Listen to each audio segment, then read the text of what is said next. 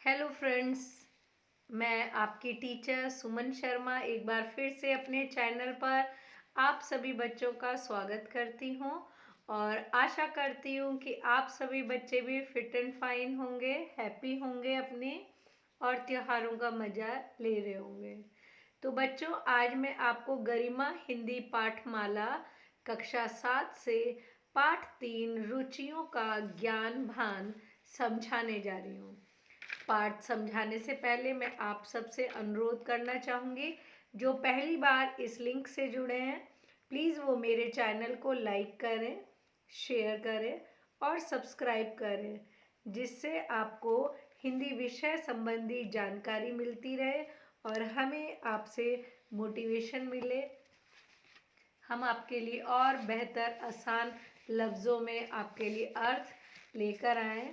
तो बच्चे, शुरू करते हैं गरिमा हिंदी पाठमाला कक्षा 7 की पुस्तक से रुचियों का ज्ञान भान। आप जानते ही हैं कि किसी विषय में होशियार होने या किसी विषय में रुचि होने में अंतर है। विद्यार्थी जीवन में मिले अवकाश के पल किस तरह बिताने चाहिए, यानी स्कूल लाइफ में हमें छुट्टी के जो पल होते हैं, जो हमें रिलैक्सेशन होता है, उस समय को हमें कैसे यूटिलाइज करना चाहिए। खेलकूद में लगे रहकर या कुछ ऐसा करते हुए जो जीवन भर काम आए। बचपन की शरारतें कभी पीछा नहीं छोड़ती। हमारे पड़ोसी देश में एक क्षेत्र ऐसा भी है जहां इतनी कम बरसात होती है कि बादल घिरते ही स्कूलों में छुट्टी कर दी जाती थी। पाठ प्रवेश। अपनी किशोर अवस्था में लाल कृष्ण आडवाणी को क्रिकेट मैच देखने, उसकी कमेंट्री सुनने का चाव था। कुछ समझ आने पर वे अपना खाली समय पुस्तकें पढ़ने में बिताना पसंद करने लगे। उन्हें यह भान हुआ कि दरअसल उनकी रुचि का काम यही है। उस दौर में पुस्तकों में उन्हें जो कुछ पढ़ने को मिला वह आगे के जीवन में बेहद काम आया। वही बचपन की कई शरारतों के लिए उनके मन में आज भी पछतावा है। पाठ शुरू करते हैं। कई प्रतिभाशाली विद्यार्थी विज्ञान और गणित में ऊंचे अंक प्राप्त करते हैं, इसलिए वे सोचते हैं कि ऊंचे अंक दिलाने वाले इन विषयों में उनकी रुचि है, परंतु यह वास्तव में सच नहीं है। जैसे जैसे विद्यार्थी बड़ा होता है, उसकी समझ बढ़ती है कि वास्तव में उसकी रुचियां क्या हैं। मेरे मामले में अपने कॉलेज के वर्षों में मुझे पता चला कि मुझे अंग्रेजी साहित्य में अधिक रुचि है।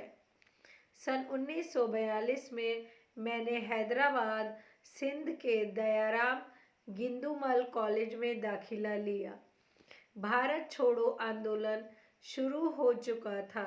शहर में स्थिति अशांत होने के कारण कॉलेज मुश्किल से ही सुचारू रूप से चल पाया, यानी भारत छोड़ो आंदोलन के कारण उस समय उनकी पढ़ाई लिखाई इतनी गंभीरता से कॉलेज नहीं जा पाए।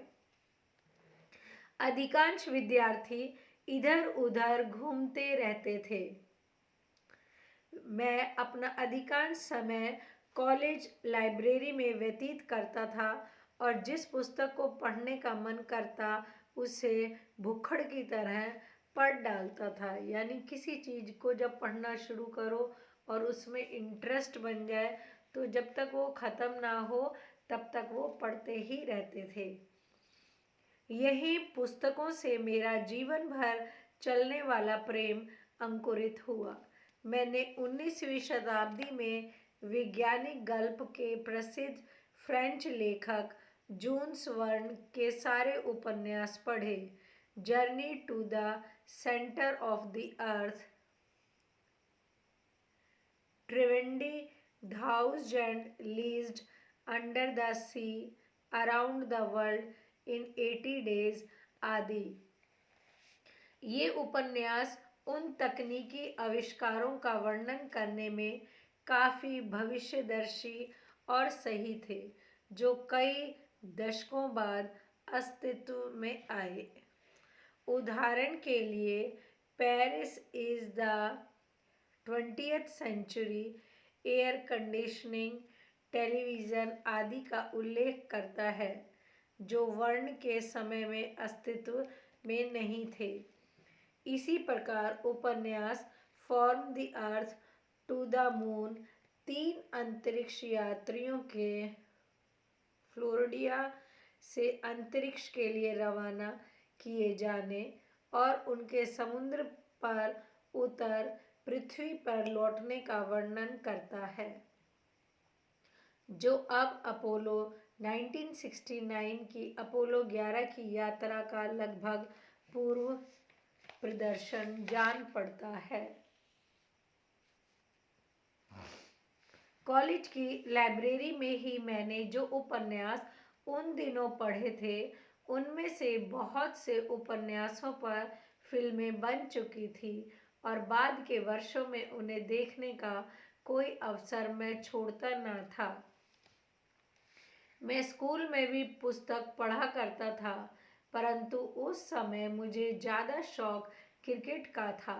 मैं कोई असाधारण खिलाड़ी नहीं था, परंतु AFS तलियार खान की टेस्ट क्रिकेट, रणजी ट्रॉफी और हिंदू मुस्लिम पारसी यूरोपियन एवं शेष 11 के बीच मुंबई में होने वाले अत्यंत लोकप्रिय पंचकोणीय मैचों की रेडियो कमेंट्री बड़े चाव से सुना करता था। इस पंचकोणीय टूर्नामेंट में हर वर्ष फाइनल मैच निरपवाद रूप से हिंदू और मुस्लिम टीमों के बीच ही होता था और वह उसी उत्तेजना एवं लगन से खेला जाता था जैसे इन दिनों हम भारत और पाकिस्तान की टीमों को टेस्ट या एक दिवसीय क्रिकेट मैच खेलते हुए देखते हैं।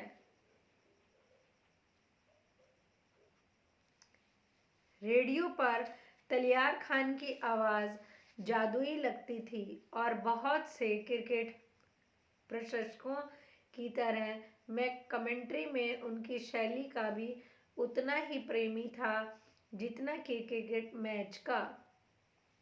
मैं अक्सर उनके द्वारा दिए गए खेलों के विवरण और विश्लेषण की नकल कर अपने दोस्तों को मनोरंजन किया करता था। मुझे याद है कि मैंने एक ही बार स्कूल से भागकर कोई शौक पूरा किया था। उन दिनों रेडियो कमेंट्री सुनने की बजाय मुझे सिंध और महाराष्ट्र की टीमों के बीच कराची में होने वाले रणजी ट्रॉफी का फाइनल मैच देखने का मौका मिला था। महाराष्ट्र टीम के कप्तान DB देवधर थे, जो 100 वर्ष तक जिए। उसी मैच में मैंने विजय मर्चेंट, वीनू मार्कंड तथा सिंध के नाउमल और MJ मोबेद जैसे महान खिलाड़ियों को खेलते देखा।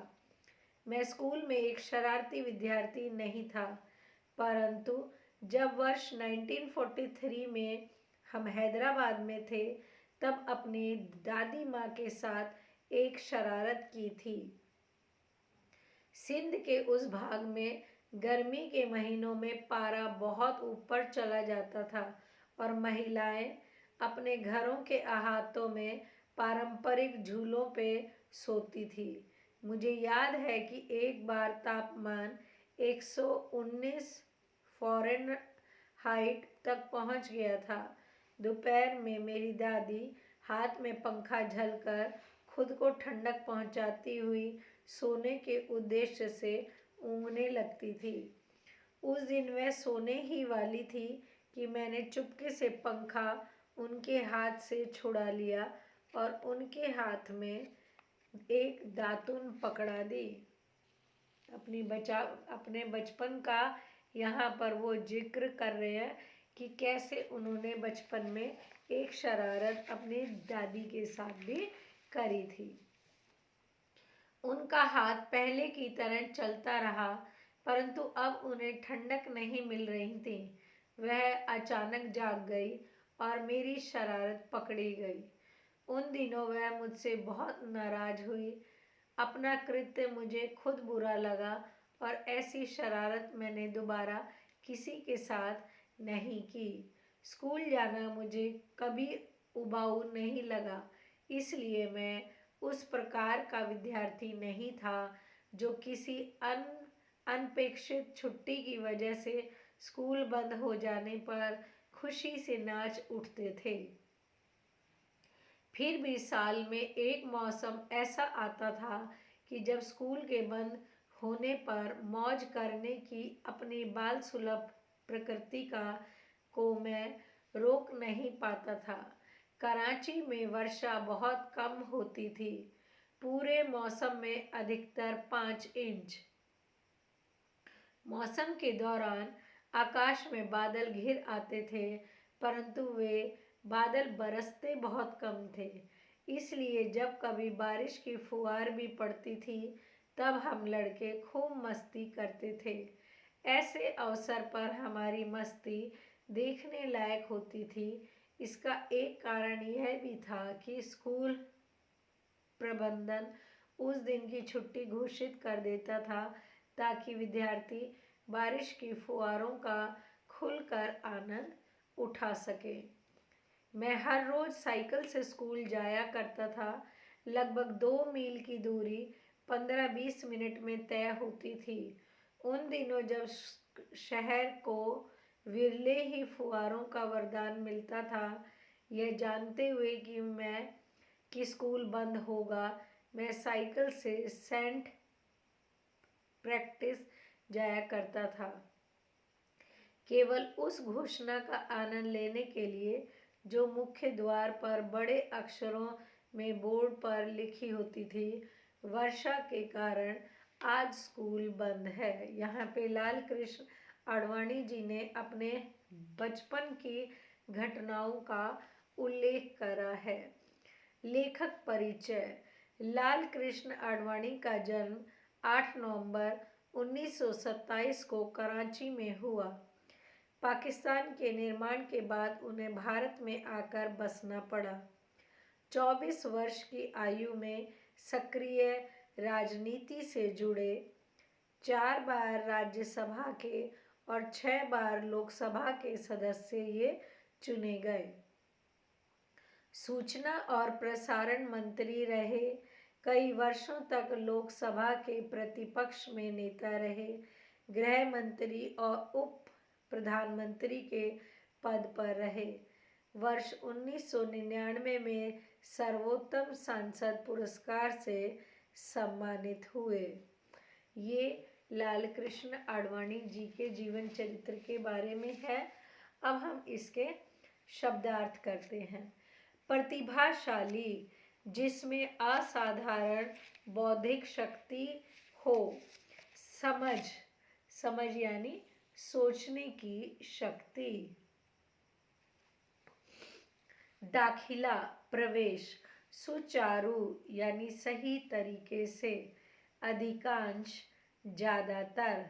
व्यतीत यानी बीतना, गुजरना। अंकुरित होना यानी उत्पन्न होना। तकनीकी आविष्कारों, ज्ञान विज्ञान की नई खोजों। भविष्यदर्शी, भविष्य अथवा आने वाले समय का अनुमान लगाने वाला। अस्तित्व यानी वजूद, वास्तविकता। निरपवाद, सब जगह एक सा मान्य। शैली यानी ढंग, तरीका। विश्लेषण, किसी वस्तु विषय के सभी पहलुओं पर विचार करना। पारा यानी तापमान। अहाता, घेरा या चारदीवारी से घिरी हुई जगह। पारंपरिक, सदियों से, कई पीढ़ियों से एक ही रूप में बने रहना। कृत्य यानी बुरा व्यवहार। उबाऊ यानी अरुचिकर। अनपेक्षित, जिसकी अपेक्षा ना हो। बाल सुलभ, जिसकी अपेक्षा बच्चों से की जाती हो। या बच्चों की शोभा देती बाल बुद्धि, दौरान, के बीच या उस समय, प्रबंधन, व्यवस्थापन, देखरेख करने वाला। भारत छोड़ो आंदोलन।